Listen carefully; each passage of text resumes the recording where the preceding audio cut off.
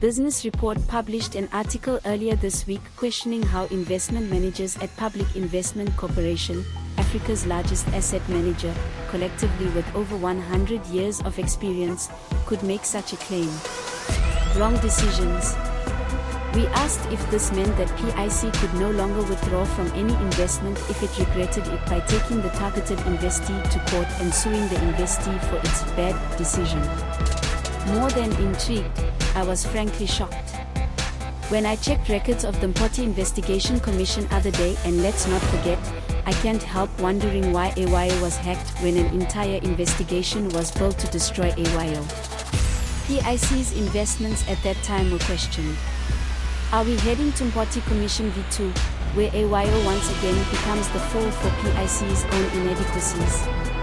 During the Mpati Commission, a PIC executive even told me an ordinary day at the AYO Commission of Inquiry. The Mpati Commission lasted almost a year, mostly costing GEPF retirees, who ultimately paid the bill for PIC's litigation efforts. It's the same for AYO and all the other companies that have sued PIC or vice versa, and there's a lot more to it than we thought. It is worth noting that although AYO has never been found guilty of or corruption by any court, PIC has taken a controversial approach in this regard. This is not only contrary to the treatment of other companies, it can also be argued to be discriminatory. On that note, I looked at some articles I wrote at Time Mpati Commission, and as an example how differently AYO is treated, it doesn't get any better than reckless case PIC.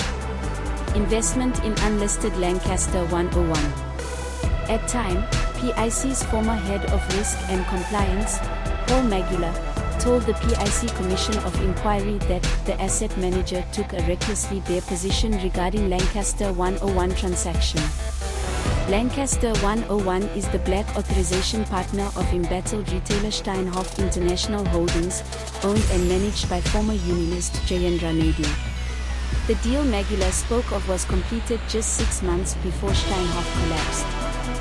Magula said Lancaster transaction was approved without credit risk by seeing result of internal audit report on transaction. This shows a complete disregard for governance tools. Rub 9.3 billion was approved without taking into account the risk view, and as a result now 5 billion RV is depreciated.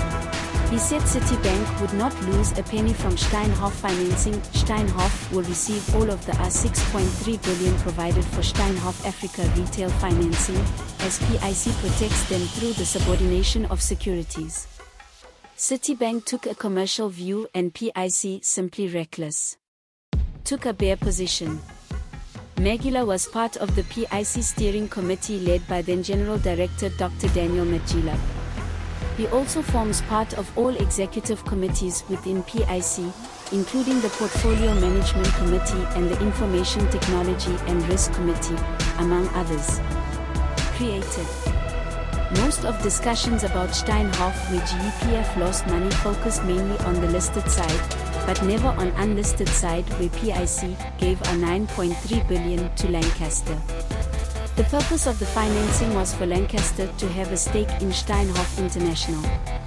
Once Lancaster approached PIC, the stake would be 100% of Naidoo. The ownership was later changed to GEPF 50%, Naidoo 25% and Community Trust 25%, Magula testified at the time. The Lancaster agreement was made in 2 phases. Phase 1 PIC will give Lancaster 9.3 billion rupees, which is secured by both shares and a fully covered leash structure. PIC was supposed to receive a, if anything happens to the investment, guarantee of return on capital. Phase 2 restructuring of the transaction, in which PIC partially forgoes its collateral to another lender, Citibank, without receiving payment for subordination of the security. Citibank has funded Lancaster Investment in star of more than a 6.3 billion.